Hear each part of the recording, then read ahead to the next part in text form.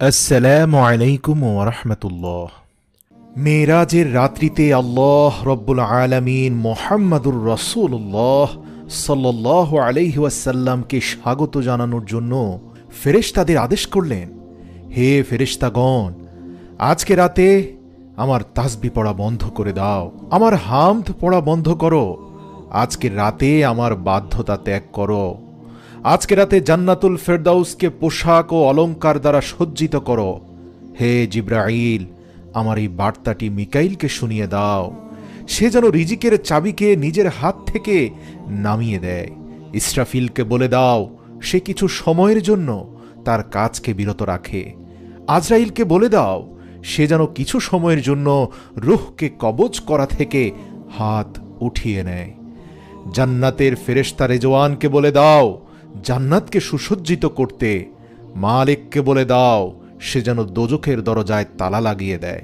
উন্মুক্ত রূহ যেগুলো বিচরণ করছে তাদেরকে বলে দাও, রাস্তা থেকে যেন সরে দাঁড়ায়, আর তারা যেন সকলে জান্নাতের মহলের ছাদের উপর দাঁড়িয়ে থাকে। জান্নাতের ছাদের উপর এমনভাবে খাড়া হয়ে যাও যাতে করে এটি বোঝা যায় যে তোমরা রব্বে কারীমের হাবিবের জন্য অপেক্ষা করছো। সুবহানাল্লাহ। মাশরিক থেকে মাগরিব পর্যন্ত যতগুলো কবর আছে তাদের কবর থেকে সাময়িক সময়ের জন্য আযাব তুলে নাও। আজকের রাত শবে মেরাজ আমার মাহবুব হযরত মুহাম্মদ মুস্তাফা সাল্লাল্লাহু আলাইহি ওয়াসাল্লামকে স্বাগত জানানোর জন্য তৈরি হয়ে যাও। আল্লাহু আকবার। রব্বে ইলাহির হুকুমে চোখের পলকে সব কিছু পরিবর্তন হয়ে যায়। রব্বুল আলামিনের হুকুম হলো, হে জিব্রাইল, নিজের সাথে করে ৭০,০০০ ফেরেশতা নিয়ে যাও। আল্লাহ পাকের হুকুম শোনামাত্র জিব্রাইল আলাইহিসসালাম জান্নাতে চলে গেলেন এবং একটি বাহনের ব্যবস্থা করলেন, যেটি আজ পর্যন্ত না কোনো শাহেনশার ভাগ্যে জুটেছে, আর না তো কেউ কোনোদিন চিন্তা করেছে বা কোনো মানবচক্ষু কোনোদিন দেখেছে। কেউ এই বাহনের সম্পর্কে চিন্তাও করতে পারেনি। আর সেই বাহনের নাম ছিল বোরাক। তাফসিরে রুহুলে বর্ণনা রয়েছে, নবী করিম সাল্লাল্লাহু আলাইহি ওয়াসাল্লাম এর আগে বোরাক সম্পর্কে কোনো ধারণা ছিল না, এমনকি তিনি আরোহণও করেননি। মাহে রজবের ২৭ রাত, আকাশ সম্পূর্ণ পরিষ্কার, বাতাসে এক অদ্ভুত পরিবেশ, চারপাশে সুঘ্রাণ। রাত্রি ধীরে ধীরে নিজের ইচ্ছে মতো তার গন্তব্যস্থলে অতিক্রম করে চলছে। নক্ষত্ররা নিজের ইচ্ছা মতো খুশিতে ঝলমল করছে। সম্পূর্ণ পৃথিবী নিস্তব্ধ, চুপচাপ হয়ে গিয়েছিল। এমন সময় একটি আসমানি দুনিয়ার দরজা খুলে গেল, আর ঠিক সেই সময় হযরত জিব্রাইল আলাইহিসসালাম তার বিশাল নুরানি ফেরেশতা বাহিনী নিয়ে বোরাক সমেত রাসূল সাল্লাল্লাহু আলাইহি ওয়াসাল্লামের সামনে উপস্থিত হলেন। জিব্রাইল উপস্থিত হয়ে কোনো কথা না বলে সোজা দাঁড়িয়ে থাকলেন, কারণ হাবিব আল্লাহ চোখ বন্ধ করে হৃদয়কে প্রশান্তি দিয়ে আরাম করছিলেন। হযরত জিব্রাইল আলাইহিসসালাম হাত বেঁধে দীর্ঘক্ষণ দাঁড়িয়েছিলেন আর ভাবছেন, যদি শব্দ করে তাকে জাগ্রত করি তাহলে হাবিব আল্লাহর সাথে বেয়াদবি হয়ে যাবে। তিনি চিন্তা করছিলেন, রাসূল সাল্লাল্লাহু আলাইহি ওয়াসাল্লামকে তিনি জাগ্রত করবেন কিভাবে। আর ঠিক সেই সময় আরশে মুআল্লামা থেকে হুকুম নাজিল হলো, হে জিব্রাইল, তুমি আমার মাহবুবের কদম মোবারকে চুমু দিয়ে দাও, যাতে করে তোমার মুখের ঠান্ডা স্পর্শে আমার মাহবুবের চোখ খুলে যায়। আল্লাহু আকবার। তারপর জিব্রাইল আলাইহিসসালাম এগিয়ে গেলেন এবং নিজের ঠোঁট রাসূল সাল্লাল্লাহু আলাইহি ওয়াসাল্লামের পা মোবারকে স্পর্শ করলেন। এই দৃশ্য কতই না সুন্দর ছিল। যখন জিব্রাইল আলাইহিসসালাম মুহাম্মদ মুস্তাফা সাল্লাল্লাহু আলাইহি ওয়াসাল্লামের কদমে চুমু দিলেন, হযরত জিব্রাইল আলাইহিসসালামের ঠোঁটের স্পর্শ পেয়ে নবী মুহাম্মদুর রাসূলুল্লাহ সাল্লাল্লাহু আলাইহি ওয়াসাল্লাম জাগ্রত হলেন আর বললেন, হে জিব্রাইল, কি মনে করে এসেছো? তখন জিব্রাইল আলাইহিসসালাম বললেন, ইয়া রাসূলুল্লাহ, ইয়া হাবিব আল্লাহ, আল্লাহ রব্বুল আলামিনের অনেকগুলো হুকুম নিয়ে আজ আপনার কাছে হাজির হয়েছি। ইয়া রাসূলুল্লাহ, আপনি দেখতে পাচ্ছেন আমার পিছনে বিশাল নুরানি ফেরেশতাদের বাহিনী। আল্লাহ রব্বুল আলামিন আপনার সাক্ষাৎ করার জন্য উদ্বিগ্ন হয়ে পড়েছেন। আপনি আপনার তাশরিফ নিয়ে চলুন। এই জমিন থেকে আসমান পর্যন্ত সমস্ত মাখলুকাত অধীর অপেক্ষায় হাত বেঁধে দাঁড়িয়ে আছে। ইয়া হাবিব আল্লাহ, শুধুমাত্র আপনাকে এক নজর দেখার জন্য, স্বাগত জানানোর জন্য তারা অপেক্ষমান। আর এই কথাটি মেরাজে নবুয়াতে বর্ণনা করা আছে। তারপর রাসূল সাল্লাল্লাহু আলাইহি ওয়াসাল্লাম সফরের জন্য প্রস্তুতি নিতে শুরু করলেন। আর এমনই সময় হযরত জিব্রাইল আলাইহিস সালাম রাসূল সাল্লাল্লাহু আলাইহি ওয়াসাল্লামের শরীরকে কুদরতি হাত দিয়ে দুভাগে বিভক্ত করলেন এবং ভেতরটা ধুয়ে পরিষ্কার করে দিলেন। রাসূল সাল্লাল্লাহু আলাইহি সাল্লাম হাদিসে ইরশাদ করেন, আমার কাছে ফেরেশতা আসলো এবং আমার বুক দুই ভাগে বিভক্ত করলো। তারপর আমার হৃদয়কে বের করা হলো এবং আমার কাছে একটি স্বর্ণের পেয়ালা নিয়ে আসা হলো, আর যেটি ঈমান এবং হিকমত দ্বারা পরিপূর্ণ ছিল। তারপর আমার হৃদয়কে সেটি দ্বারা ধৌত করা হলো এবং যার ফলে আমার হৃদয় ঈমান এবং হিকমতে পরিপূর্ণ হয়ে গেল। সুবহানাল্লাহ। এবং তারপর সেটিকে তার নিজস্ব স্থানে আগের ন্যায় বসিয়ে দেওয়া হলো। এটি বুখারী শরীফে এসেছে, কিন্তু মুসলিম শরীফে বলা হয়েছে হযরত জিবরাইল আলাইহিস সালাম আমার সিনাকে চিরে দুই ভাগ করলেন, তারপর আমার হৃদয়কে বের করে সেটিকে জমজমের পানি দ্বারা ধৌত করলেন, পরবর্তীতে সেটিকে আবার তার নিজস্ব স্থানে রেখে বন্ধ করে দিলেন। ফাতাহুল বারিতে উল্লেখ আছে, হযরত ইব্রাহিম আলাইহিস সালাম বলেন, এই হৃদয় সমস্ত রকম জিনিস থেকে পবিত্র। যার দুটো চোখ আছে তারা এটা দেখে থাকে, যার দুটো কান আছে তারা এটা শুনে থাকে। রাসূলের হৃদয়কে বের করে ধুয়ে পরিষ্কার করাতে অনেক শিক্ষা লুকিয়ে আছে, যার মধ্যে একটি হিকমত এই রকম যে এটি করার ফলে কিছু ঐশ্বরিক শক্তি যুক্ত হয়ে যায় এবং যাতে করে রব্বে ইলাহির দিদার করতে কোনো সমস্যা না হয়। আল্লাহর রাসূলকে আধ্যাত্মিকতার চূড়ান্ত লেভেলে পৌঁছানোর জন্য এক বিশেষ প্রস্তুতি হচ্ছে এটি।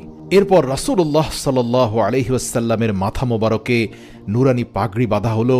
আল্লামা কাশবী রাহমাতুল্লাহি আলাইহি বলেন, শবে মেরাজে হুজুরে আকরাম সাল্লাল্লাহু আলাইহি ওয়াসাল্লামের মাথা মোবারকে যে ইমামা শরীফ পরানো হয়েছিল, সেই ইমামা বা পাগড়িকে হযরত আদম আলাইহিস সালামের জন্মের থেকেও ৭,০০০ বছর আগে তৈরি করা হয়েছিল। ৪০,০০০ নুরানি ফেরেশতা এর সম্মান এবং দেখভাল করার জন্য চারপাশে দাঁড়িয়ে থাকত। তারপর হযরত জিবরাইল আলাইহিস সালাম রাসূল সাল্লাল্লাহু আলাইহি ওয়াসাল্লামকে নূরের একটি চাদর পরালেন।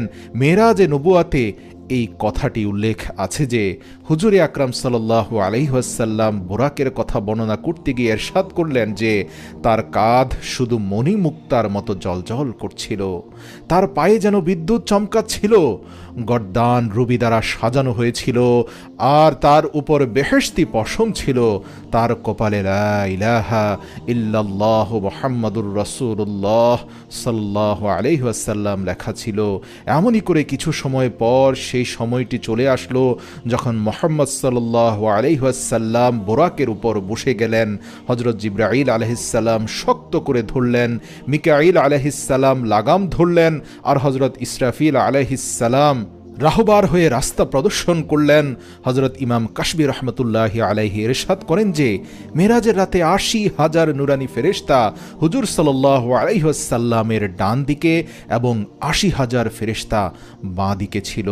আর এই সমস্ত ফেরেশতাদের দুরুদ ও সালাম দ্বারা সমস্ত আকাশ মুখরিত হয়ে উঠল। আর এই উচ্চধ্বনি দুরুদ এবং সালামের মধ্য দিয়ে হুজুরে আকরাম সাল্লাল্লাহু আলাইহি ওয়াসাল্লাম মেরাজের সফর শুরু করলেন। এই ঘটনাকে কুরআনুল কারিমে আল্লাহ রাব্বুল আলামিন কিছুটা এমনভাবে উল্লেখ করেছেন যে তিনি পবিত্র আল্লাহ, যিনি তার প্রিয় বান্দা আর হাবিবকে রাত্রি ভ্রমণ করিয়েছেন মসজিদুল হারাম থেকে মসজিদুল আকসা পর্যন্ত, যার আশপাশ আমি বরকতময় করেছি যাতে আমি তাকে আমার নিদর্শনসমূহ দেখাতে পারি। নিশ্চয়ই তিনি সর্বশ্রোতা সর্বদ্রষ্টা। সূরা বনী ইসরাঈল আয়াত নম্বর ১। সুবহানাল্লাহ। আল্লাহ রাসূল সাল্লাল্লাহু আলাইহি ওয়াসাল্লাম খুবই শান ও শওকতে মসজিদে আকসার দিকে রওনা হলেন। এই সময়টি কেমন সময় ছিল, যখন সব দিক থেকে শুধু আলো আর আলো বইছিল। বাহন বোরাক আলোকিত, আরোহী আলোকিত, বরযাত্রীরাও আলোকিত, মেজবান আলোকিত, মেহমান আলোকিত, আলোকিত চারপাশ। পাহাড় পর্বত মরুভূমিকে অতিক্রম করে এক আলোর খেলা চলছে আকাশে। সুবহানাল্লাহ। হযরত জিবরাইল আলাইহিস সালাম বললেন, ইয়া রাসূলুল্লাহ, আপনি এখানে নেমে 2 রাকাত নফল নামাজ পড়ে নিন। এটি আপনার হিজরতের স্থান মদিনায়ে তাইয়্যিবা। নফল নামাজ আদায় করার পর পুনরায় সফর শুরু হলো। রাস্তাতে একটি জায়গার সামনে আসলো, আর যেখানে হযরত মূসা আলাইহিস সালামের কবর। হুজুর আকরাম সাল্লাল্লাহু আলাইহি ওয়াসাল্লাম এই অবস্থাতে ইরশাদ করেছেন, মেরাজের রাত্রিতে আমি যখন সফরে ছিলাম তখন দেখলাম একটি স্থানে মূসা আলাইহিস সালামের কবর এবং তিনি তার কবরে দাঁড়িয়ে নামাজ আদায় করছিলেন। তারপর দেখতে দেখতে বাইতুল মুকাদ্দাসে চলে আসলো, আর সেখানে একটি দীর্ঘ লাইন আমাকে সালাম দেওয়ার জন্য দাঁড়িয়েছিল। সুবহানাল্লাহ। আরও একটি লাইন দাঁড়িয়ে আছে আমাকে স্বাগত জানানোর জন্য, আর মোটামুটি 1,24,000 আম্বিয়া আমার সাক্ষাতের জন্য উদ্বিগ্ন হয়ে দাঁড়িয়ে আছে। এরপর রাসূল সাল্লাল্লাহু আলাইহি ওয়াসাল্লাম সেই জায়গায় তাশরিফ নিয়ে গেলেন, যেটিকে বাবে মুহাম্মাদুর রাসূলুল্লাহ সাল্লাল্লাহু আলাইহি ওয়াসাল্লাম বলা হয়ে থাকে। হযরত জিবরাইল আলাইহিস সালাম একটি পাথরের কাছে আসলেন। এরপর হযরত জিবরাইল আলাইহিস সালাম সেই পাথরের উপরে আঙ্গুল দিয়ে একটি ছিদ্র করে দিলেন, আর সেই বোরাককে সেখানেই বেঁধে রাখলেন। আর এটি তাফসির ইবনে কাসিরে উল্লেখ করা হয়েছে। এরপর রাসূল সাল্লাল্লাহু আলাইহি ওয়াসাল্লাম মসজিদুল আকসাতে প্রবেশ করলেন, আর সেই পুরো স্থান জুড়ে শুধুমাত্র আলো চমকাচ্ছিল। সকল নবী রাসূলরা রাসূল সাল্লাল্লাহু আলাইহি ওয়াসাল্লামকে সম্মানসূচক সালাম দিতে থাকলেন, আর হযরত জিবরাইল আলাইহিস সালাম আজান দিচ্ছিলেন। সমস্ত আম্বিয়া রাসূলগণ তার শানে দাঁড়িয়েছিলেন। যখন কাতার ঠিক হয়ে গেল, তখন রাসূল সাল্লাল্লাহু আলাইহি ওয়াসাল্লাম এগিয়ে গিয়ে ইমামতি শুরু করলেন, আর সমস্ত আম্বিয়ায়ে কেরাম রাসূল সাল্লাল্লাহু আলাইহি ওয়াসাল্লামের পেছনে 2 রাকাত নামাজ আদায় করলেন। আর এই নামাজ আদায় করার পর মুহাম্মাদুর রাসূলুল্লাহ সাল্লাল্লাহু আলাইহি ওয়াসাল্লাম আনুষ্ঠানিকভাবে ইমামুল মুরসালিন ওয়ান নবিয়্যিন এই উপাধি পেয়ে গেলেন। এ সময় মালাইকা এবং আম্বিয়াগণ সকলে দাঁড়িয়েছিলেন, কেননা বাইতুল মুকাদ্দাসে এমন দৃশ্য তারা আর কখনো দেখেনি। আর সেখান থেকে উঠতে শুরু করলো মহত্ব আর উচ্চতার পতাকা। তারপর আরও একবার দুরুদ সালামে প্রতিধ্বনি হয়ে আকাশ কেঁপে উঠল, নূরে নূরান্বিত চারপাশ। ঠিক এই সময় রাসূল সাল্লাল্লাহু আলাইহি ওয়াসাল্লাম নিজের ভাষায় বলেন, আমি যে বাহনে ছিলাম তার নাম বোরাক। এই বোরাকের গতি সম্পর্কে শুধু এতটুকুই বলবো, চোখের পলকের শেষ বিন্দুতে এই বোরাকের প্রথম পা ছিল। আল্লাহু আকবার। তারপর সঙ্গে সঙ্গে প্রথম আসমান চলে আসলো। হযরত জিবরাইল আলাইহিস সালাম দরজা খটখট করলেন। প্রথম দরজার দারোয়ান জিজ্ঞেস করলেন, কে? ওপার থেকে জিবরাইল জবাব দিলেন, আমি জিবরাইল। তখন দারোয়ান জিজ্ঞেস করলেন, কিন্তু তোমার সঙ্গে কে? হযরত জিবরাইল আলাইহিস সালাম বললেন, মুহাম্মদ মুস্তাফা সাল্লাল্লাহু আলাইহি ওয়াসাল্লাম। তখন দারোয়ান বললেন, মারহাবা। এরপর দরজা খোলা হলো এবং আসমান হুজুর সাল্লাল্লাহু আলাইহি ওয়াসাল্লামকে স্বাগত জানালো। দ্বিতীয় আসমানে হযরত ঈসা আলাইহিস সালাম এবং হযরত ইয়াহইয়া আলাইহিস সালামের সাথে হুজুর সাল্লাল্লাহু আলাইহি ওয়াসাল্লামের সাক্ষাৎ হলো। তৃতীয় আসমানে হযরত ইউসুফ আলাইহিস সালাম স্বাগত জানালেন। চতুর্থ আসমানে হযরত ইদ্রিস আলাইহিস সালাম। পঞ্চম আসমানে হযরত হারুন আলাইহিস সালাম। ষষ্ঠ আসমানে হযরত মূসা আলাইহিস সালাম এবং সপ্তম আসমানে আল্লাহর বন্ধু এবং মুসলিম জাতির পিতা ইব্রাহিম খলিলুল্লাহ এর সাথে দেখা হলো এবং তিনি মুহাম্মদ সাল্লাল্লাহু আলাইহি ওয়াসাল্লামকে স্বাগত জানালেন। সুবহানাল্লাহ, আল্লাহু আকবার।